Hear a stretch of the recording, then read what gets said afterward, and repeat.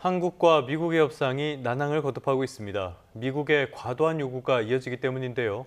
반대로 우리 정부의 요구에는 부정적입니다. 스타트 경제, 오늘은 허준영 서강대학교 경제학부 교수와 함께하겠습니다. 어서 오십시오. 어서 오십시오, 교수님.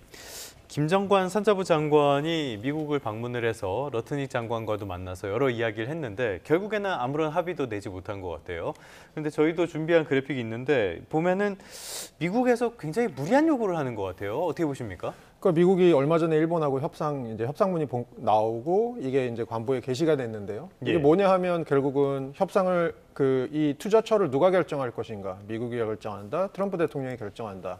그 다음에 투자를 직접 투자의 비중이 어느 정도 될 것이냐. 이거를 이제 대부분 미국은 직접 투자로 갖고 와달라. 그리고 또 하나는 그러면 이제 미국이 일종의 돈을 빌려오는 거니까 투자금을 빌려오는 거니까 이 투자금을 원리금을 다 갚을 때까지는 수익 배분을 미국과 일본이 5대5로 하고 그다음에 투자금을 다 원리금을 갚고 나서는 미국이 9대1로 더 많이 가져간다. 이런 이제 협상문이 공개가 됐는데요. 우리나라에도 이런 비슷한 일본도 이거 받았으니까 한국도 이거 받아라고 지금 얘기를 하는 것 같고요. 여기다가 하나 더 말씀드릴 거는 협상의 이 투자의 기간인데요. 지금 트럼프 대통령은 본인의 임기 내에 앞으로 한 3년 좀 넘게 남았죠. 본인의 임기 내에 이것들을 다 투자를 해라라는 식. 한마디로 우리가 통장 열어놓을 테니까 일본은 우리가 원할 때 원하는 곳에다 돈 집어넣어라고 하는 지금 얘기거든요. 이걸 한국에다가 지금 적용시키려고 하는 것 같습니다. 그러니까 요약하면은 돈만 내라.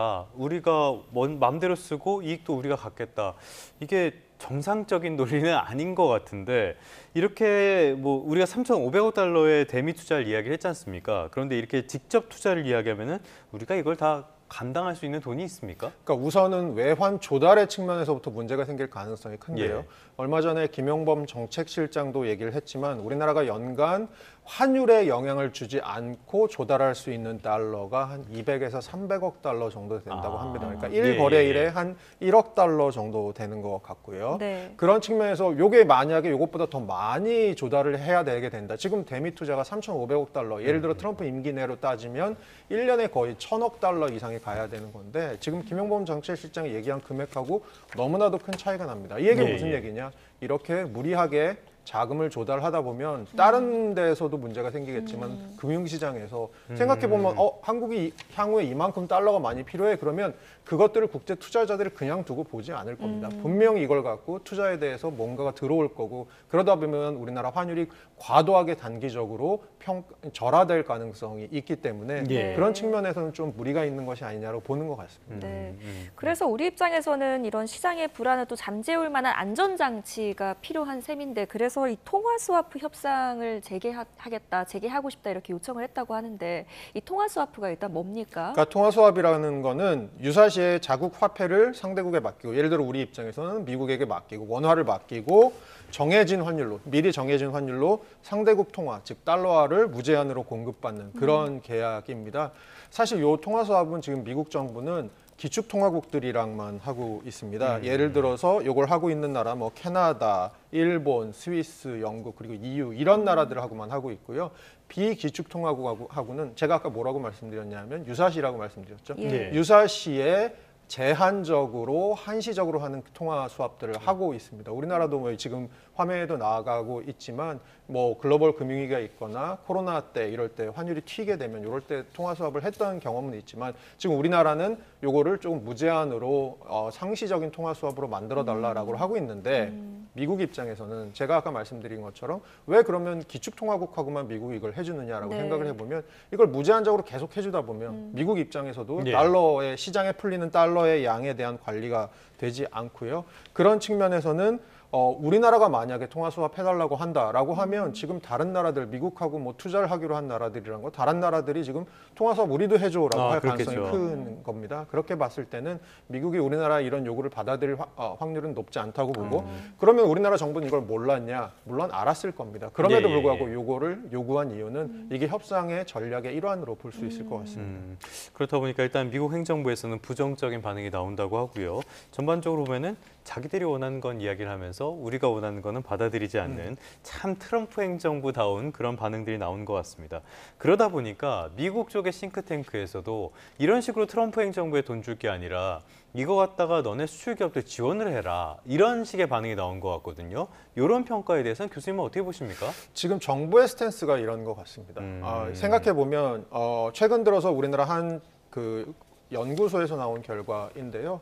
이 우리나라 25% 미국 관세가 그대로 적용될 경우에는 우리나라 대미 수출이 한 10% 정도 감소할 거다라는 얘기 있는데 작년에 우리나라 대미 수출이 달러로 환산하면 한 1,280억 달러 정도 됩니다. 그거의 10%니까 뭐 한 128억 달러, 130억 달러 정도 되는데 이렇게 했을 때 수출 감소되는 거를 한 트럼프 임기의 3, 4년 정도로 생각해 보는 것과 그리고 지금 미국에다가 미국에 정말 일방적으로 가고 있는 투자 3,500억 달러를 하는 것과 과연 어느 것이 더 이익일 것이냐 이런 얘기를 하는 것 같고요. 네. 제가 여기에 관해서 좀 말씀드리고 싶은 부분은 전략적으로 고민해 볼 부분도 저는 분명히 있다고 생각합니다. 물론 이 관세에 대한 부분이 미국이 예를 들어서 25%를 한국이 투자를 예를 들어서 철회를 했을 때 25%로 관세를 돌리는 것뿐만이 아니고 향후에 해주기로 했던 반도체나 의약품 같은 거 우리 최애국 대우 해주기로 했잖아요. 관세. 그런 것들에 대해서도 미국이 굉장히 목리를 부릴 가능성이 큽니다. 그렇게 생각했을 때는 지금 이 연구소의 추산치보다는 우리나라의 대미 수출 감소가 좀 더 클 가능성도 있습니다. 하지만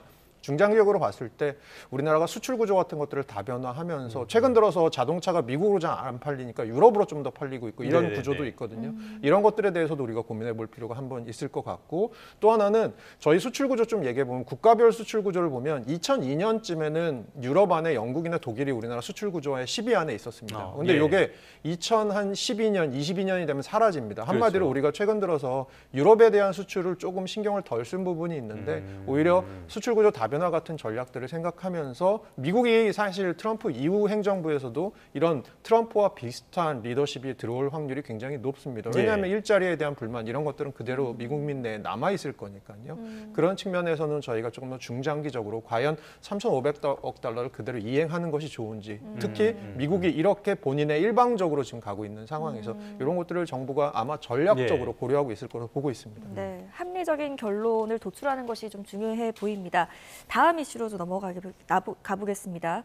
올해 한국의 1인당 GDP 총생산이 22년 만에 타이완에 역전될 것이라는 전망이 나왔는데 이건 어떤 배경 때문에 나온 겁니까? 첫 번째로는 우리나라가 그 고위가 22년 만이라고 좀 앵커께서 말씀해 주셨는데 2003년에 역전이 됐습니다. 2003년 이전에는 우리 GDP가 대만보다 좀 낮다가 2003년보다 달러 표시 GDP입니다. 이게 대만보다 높아져서 지금 22년째 유지되다가 올해 우리나라 정부와 대만의 통계청에서 올해 성장률 전망치 나온 것을 가지고 계산을 해보니까 올해 처음으로 22년 만에 역전이 될 것 같다. 달러 표시로 그런 얘기인데요. 그 원인은 큰 원인 하나랑 작은 원인 하나 정도가 있을 것 같습니다. 큰 원인은 양국의 산업이 지금 얼마나 잘 되고 있느냐의 부분, 경제의 문제입니다. 대만 같은 경우는 저희 TSMC라고 하는 파운드리 기업이 굉장히 지금 잘 하고 있고요. 전반적으로 반도체 수출 같은 거 굉장히 많이 하고 있습니다. TSMC를 대만 안에서는 호국 신산이라고 부릅니다. 나라를 지키는 신성한 산이라고 부를 만큼 굉장히 지금 대만 경제를 주도하고 있습니다. 한 1년의 경제 성장률, 실질 경제 성장률 전망치 같은 경우 나오는 거 보면 지금 4%대 후반 나오고 있고 내년에도 그만큼 정도 성장할 것으로 보고 있습니다. 올해 우리나라 한 1% 정도 성장 보고 있잖아요. 이런 것들이 누적되면서 대만에 추월당한 부분이 하나 있고요. 작은 이유로 말씀드릴 수 있는 것은 환율 부분에 있어서 아무래도 최근 들어서 대만 달러보다 원화가 달러 대비 조금 절하가 심하다 보니까 달러 평가를 했을 때 아무래도 우리나라가 좀 불리한 부분이 있다라는 거고요. 요거 하면서 이제 또 하나 나오는 게 내년 경제 성장률 전망치가 나왔지 않습니까? 그러면 요걸 바탕으로 시산을 해보니까 대만은 내년에 4만 달러 1인당 갈 것 같고 우리나라 같은 경우는 원래 4만 달러를 올해나 내년쯤 갈 거라고 생각했는데 이게 한 후년쯤으로 밀릴 것 같아요. 왜냐하면 내년 같은 경우는 정부 추산 1.8% 성장, 한국은행 추산 1.6% 성장. 아무래도 성장 측면에서는 대만하고 좀 차이가 있는 상황이거든요. 그런 스토리가 이면에 있다고 생각하시면 될 것 같습니다. 알겠습니다. 말씀하신 것처럼 TSMC를 중심으로 타이완 경제가 빠르게 성장을 하고 있는데 어떤 측면에서 이런 것도 있는 것 같아요. 타이완은 반도체를 완전히 중심으로 가는 그런 구조잖아요. 이런 것들이 어떤 대외적인 환경 변화가 있을 때 오히려 더 타격을 받을 수 있는 이런 우려는 없습니까? 네, 맞습니다. 지금 앵커께서 지적해 주신 대로 반도체라는 것이야말로 사실 스윙이 되게 큰, 그러니까 올라갈 때 잘 올라가지만 예. 떨어질 때 골도 깊은 그런 산업입니다. 하지만 지금 반도체 산업에서 저희가 그런 스윙을 보는 것과 함께 추세도 봐야 되는 게 뭐냐면 AI 중심의 고사양 반도체 산업들입니다. 아무래도 예. 대만이 이것들을 집중적으로 하고 있고요. 이것은 스윙에 좀 덜 영향을 받는, 예를 들어서 최근에 미국에서 근 1년간 GDP가 한 2% 정도 늘었는데 그중에 한 6분의 1 정도가 AI 관련된 투자 때문에 늘어난 GDP라고 하는 그런 연구 결과도 있습니다. 그렇게 봤을 때는 전 세계를 대상으로 지금 굉장히 AI 붐이 일어나고 있는 상황인데 여기에 어떻게 보면 대만 경제가 잘 올라탄 상황이라고 볼 수도 있을 것 같습니다. 근데 이제 앵커께서 지적해 주신 말씀은 우리나라 경제에도 그대로 적용이 되는 거거든요. 반도체라는 거 우리도 워낙 반도체에 대한 의존성이 좀 그쵸. 경제에 높지 않습니까? 좋을 때 좋고 안 좋을 때 안 좋고, 한마디로 반도체 기업들 안 좋아지면 경제 성장률 뭐 0.1%씩 빠지고 이런 일이 벌어질 수 있기 때문에 이런 건 우리 경제에도 좀 생각해 볼 만한 문제 같습니다. 네, 양면을 모두 좀 참고를 해보면 좋을 것 같습니다. 다음은 뉴욕 증시 주요 일정 좀 살펴볼 텐데 몇 가지 빅 이벤트가 있죠. 짚어주신다면요. 이번 주에는 뭐 제일 큰 거는 FOMC가 역시, 있습니다. 예. FOMC가 있는데 FOMC에서 금리 결정, 아마 이제 시장의 기대도 그렇고 전반적으로 금리를 이번에 0.25 정도 내지 않을까라고 보고 있고요. 예. 이유는 미국의 노동시장이 최근 들어 굉장히 빠르게 식고 있다, 이런 이슈들이 있는 것 같습니다. 그럼에도 불구하고 이번에 FOMC가 좀 더 중요한 이유 중에 또 하나는 3월, 6월, 9월, 12월은 FOMC 위원들의 미국 경제 전망이나 점도표들이 나오는 그런 FOMC입니다. 이번에 이제 점도표가 나오는데 올해 FOMC가 9월을 네. 제외하면 10월, 12월 두 번 남습니다. 그래서 사실 6월의 점도표상으로 봤을 때 향후에 연준이 올해 기준금리 한 2번 정도 내릴 거라고 생각했는데 이번에 한 번 내리지 않습니까? 네. 그렇게 봤을 때는 나머지 점도표에 대한 정보보다는 아무래도 연준 위원들이 향후에 미국 경제를 어떻게 바라보고 있는지에 대한 전반적인 인상들, 특히 지금 미국 경제가 침체로 가는 것이냐 아니면 그 와중에 인플레이션은 조금 다시 올라오는 것이냐, 한마디로 스태그플레이션이라는 얘기들에 대한 이슈들이 좀 있는데요. 거기에 대해서도 제가 방금 전에 말씀드렸지만 노동시장은 미국이 약간 식고 있는데요. 제가 보기에는 최근에 좀 이격이 생기는 부분이 하나 있는 것 같습니다. 그게 뭐냐면 AI 투자들은 여전히 굉장히 잘 되고 있고 이게 미국의 경제 지표들을 좀 견조하게 버티는 데는 영향을 주는 것 같습니다. 그런 측면에서는 시장이 생각하는 아주 빠른 속도의 기준금리 인하보다는 향후의 기준금리 인하라는 것들은 인플레이션 상황 봐가면서 조금 더 서서히 일어날 확률도 있다라고 저는 생각하고 있습니다. 점도표라는 거는 앞으로의 금리 전망을 보여주는 거니까 네. 시장에도 큰 영향을 미치게 됩니다. 이런 것들도 잘 참고를 하시는 게 좋겠고요. 끝으로 우리 사정 좀 살펴보도록 할까요? 요즘 물가, 체감 물가가 만만치가 않아요. 그런데 이 차례상 준비하는 가격을 조사를 했더니 이거는 또 가격이 조금 내렸네요. 30만 원 아래로 내려왔습니다. 자, 그런데 이 과정에서 결국에 지적되는 게 유통구조의 문제예요. 유통구조의 문제에 대해서 우리가 지적이 나왔던 게 한두 번이 아닌 걸로 기억을 하는데 왜 이렇게 개선이 안 되는 겁니까? 개선하기 그만큼 힘든 거죠. 우리나라 농업 부분을 특징을 보면 뭐 산지도 많고 뭐 이러다 보니까 영농 면적이 좀 작을 수밖에 없고요. 그러다 보니까 농업 부분이 좀 영세한 부분이 많습니다.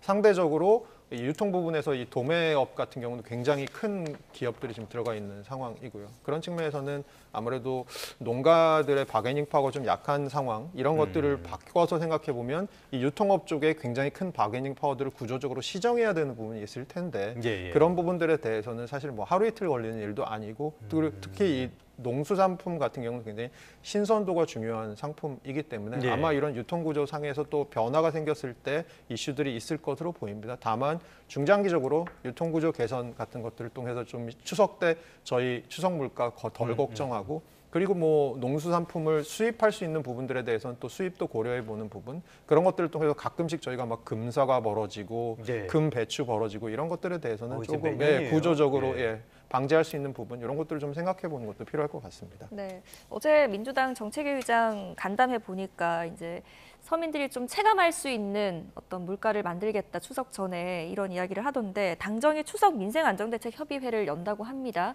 여기서 어떤 내용이 좀 담길까요? 우선은 소비자 측면에서는 소비자들의 부담 좀 덜어드릴 수 있게 가격 지원을 좀 해드린다거나 아니면 물량을 풀 수 있는 부분을 좀 풀어서 가격을 좀 낮추려고 하는 부분이 있을 것 같고요.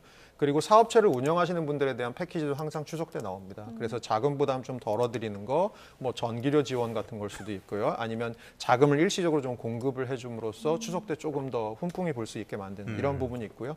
또 하나는 이번에는 아무래도 지방 경제에 대한 방점이 예. 좀 찍힐 것으로 보입니다. 그래서 이전 정부에서도 뭐 내수 쿠폰 같은 거 많이 발행했었는데 지방에 가서 무언가를 소비했을 때 혜택을 드리는 이런 품목, 이런 혜택들에 대해서 좀 늘릴 부분이 나오지 않을까 저는 그렇게 보고 있습니다.